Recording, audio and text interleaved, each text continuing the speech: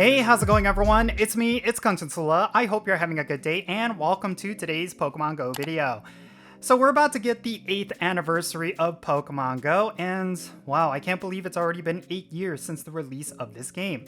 And of course, to celebrate the 8th anniversary, Niantic is going to be launching an in-game event that's going to be featuring a brand new costume Pokemon as well as a couple of really good surprises. This event is going to be the 8th anniversary event, and there's a lot of things that you need to look forward to when it comes to all of the festivities. There's going to be some wild spawns that are going to be really good, as well as some bonuses that I actually think you need to pay attention to. Pokemon Go's 8th anniversary party is going to start on Friday, June 28th at 10 o'clock a.m. local time, and it's going to go until Wednesday, July 3rd at 8 o'clock p.m. local time.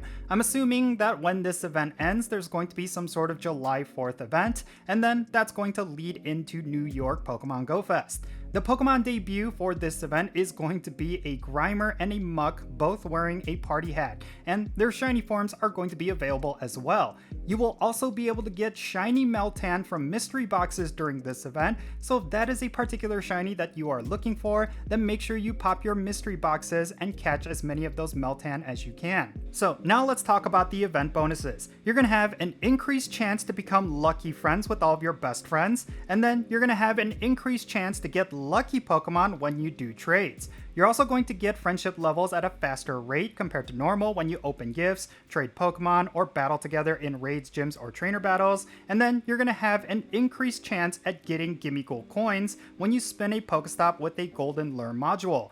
And then on top of all these bonuses, they're also going to be giving us different bonuses depending on the days. Between June 28th until June 29th, we're going to have a half egg hatch distance bonus. And then from June 30th until July 1st, we're going to have double experience for catching Pokemon. And then from July 2nd until July 3rd, we're going to have double Stardust for catching Pokemon. Personally, I really like these bonuses. There's a lot of things to look forward to, especially with the friendship bonuses, the fact that you could level up your friendship at a double rate and also get increased chance at hitting lucky friends or getting lucky trades. That is really huge. Something you need to keep in mind is that lucky trades are some of the best ways to get shundos in Pokemon Go, because the rate at which you can get a hundo from a lucky trade is 1 in 64. That's the absolute best rate in the game.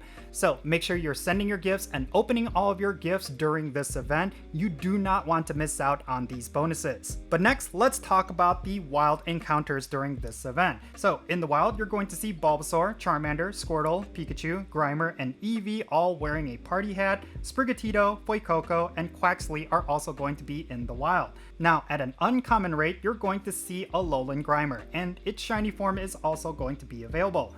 Now, between June 28th and June 29th, you're also going to see Chikorita, Cyndaquil, Totodile, Trico, Torchic, and Mudkip in the wild. And then between June 30th to July 1st, you're going to see Turtwig, Chimchar, Piplup, Snivy, Tepig, and Oshawott. And then from July 2nd until July 3rd, you're going to see Chespin, Fennekin, Froakie, Rowlet, Litten, and Poplio. Yeah, my goodness, it's going to be a starter Pokemon catching spree throughout this event, and I know that's going to disappoint a lot of players. Rather than having a bunch of really nice rare Pokemon, they're basically going to be top-loading all of the event spawns with a bunch of starter Pokemon, which, if you have been playing the game for a while, yeah, that might seem incredibly boring, but if you're someone who just started playing the game, then this is a great opportunity for you to fill up some of the blank spots in your Pokedex, because when it comes to starter Pokemon, you're going to be able to get every single one of them during this event. So do not miss out on that if you just started playing the game. Next, let's talk about what's going to be spawning in raids. In 1-star raids, you're going to see Bulbasaur wearing a party hat, Charmander wearing a party hat, Squirtle wearing a party hat, Pikachu wearing a cake hat, and then Grimer wearing a party hat. Now, spawning in field research tasks, we are of course going to be getting all the starter Pokemon, but also some Mega Energy for the following Pokemon: Venusaur, Charizard, Blastoise, Sceptile, Blaziken, and Swampert.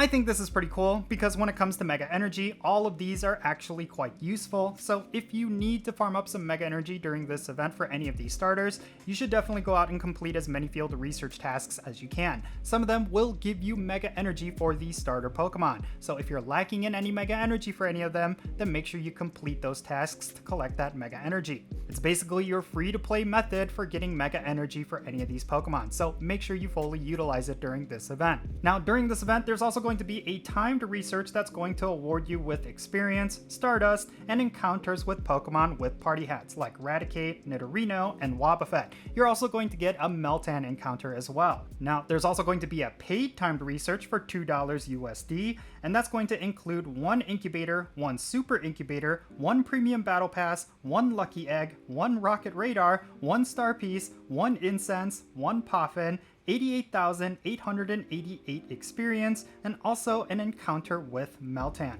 Now, let me tell you something about this $2 ticket. I personally think this is a really great value because you're essentially getting one of every single premium item minus a remote raid pass, which I think is a kind of a bad move. Come on, Niantic, you could have at least included a remote raid pass. But still, for all of these premium items, this is actually a pretty good deal because for the amount of Pokecoins that you would spend, it would be way more than $2 worth of Pokecoins. So yeah, I think this is actually worth buying if you plan to spend any money during this event. But on top of that, there's also going to be a special research ticket that's going to cost $5 USD, and it's going to be a masterwork research story, which is going to be called Whisper in the Woods.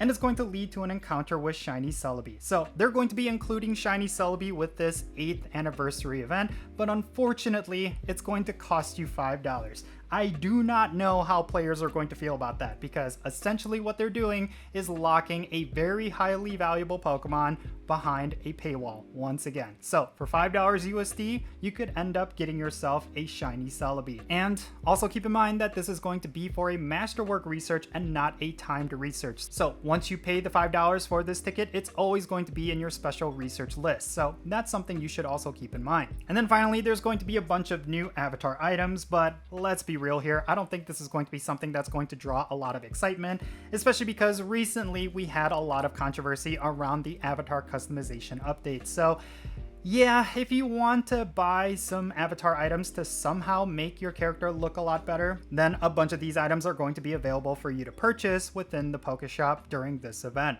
All right, so what are my overall thoughts regarding this event? Well, first and foremost, my goodness, why are there so many starter Pokemon? I feel like they could have done something really special. They could have done something really cool when it comes to the event while it spawns, but instead they gave us pretty much every single starter Pokemon that we've ever had in Pokemon Go. And I know some players, like I said earlier, are actually going to like that because they have a bunch of holes in their Pokedex and this is going to be a great way for them to pick up those starter Pokemon.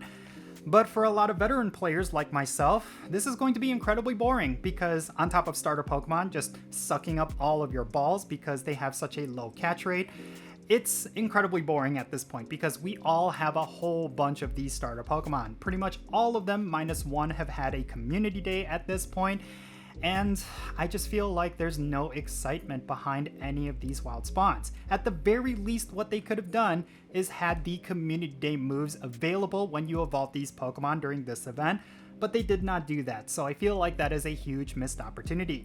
But overall, I still think the big highlight is going to be those event bonuses. Anytime they increase the chance at hitting lucky friends as a bonus, I definitely get really excited because lucky trades are some of the best ways, like I said, to get shundos in this game. And shundos are basically the one thing that has kept me playing Pokemon Go. So I will be going all out when it comes to opening gifts and sending gifts during this event.